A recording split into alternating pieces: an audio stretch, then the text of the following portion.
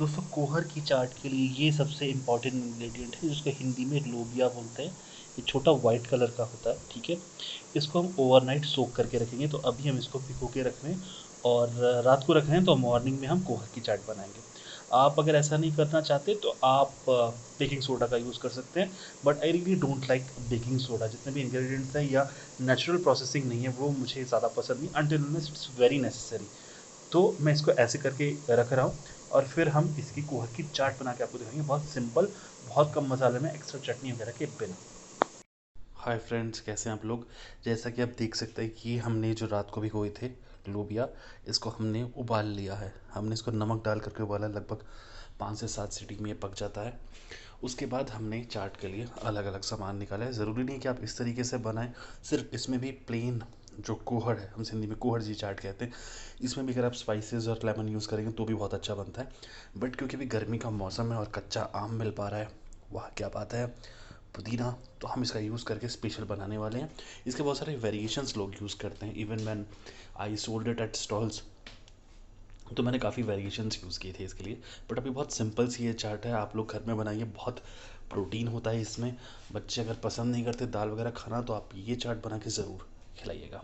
तो कुछ नहीं करना है, सिंपल जैसा आप देख पा रहे हैं, उबला हुआ आलू है, टमाटर है, प्याज है, मिर्ची, पुदीना, कच्ची अम्बी, नींबू। खटाई आप दूसरी भी यूज़ कर सकते हैं, अगर आप चाहे तो इमली की खटाई, अमचूर, अनारदाना, कुछ भी यूज़ कर सकते हैं। बहुत ही सिंपल तरीका है, थोड़ा सा भी बना के दिखाते हैं। ये हमने थोड़े से कोहर लिए, थोड़े से आलू, प्याज और टमाटर, मिर्ची, कच्ची आम्बी, स्वाद के अनुसार नमक। वैसे मैंने नमक वाले पानी में उबाला था, पर फिर भी क्या है कि नमक थोड़ा रहता है ना, और चटपटा स्पाइसी लगता है, क्योंकि आलू तो नमक लगभग सोख कर ही लेता है। थोड़ा सा इसमें डालेंगे चाट मसाला, ठीक है। मैं इसमें ये यूज़ कर रहा हूँ एवरेस्ट का है। ज़रूरी नहीं कि आप एवरेस्ट का यूज़ करें, आप खुद भी अपना चाट मसाला बना सकते हैं। मैं बहुत ही जल्द एक वीडियो भी बनाऊंगा चाट मसाले के ऊपर कि कैसे चाट मसाला घर पे बनाया जा सकता है। मेरे को पसंद है, थोड़ा सा मैंने और डाल दिया।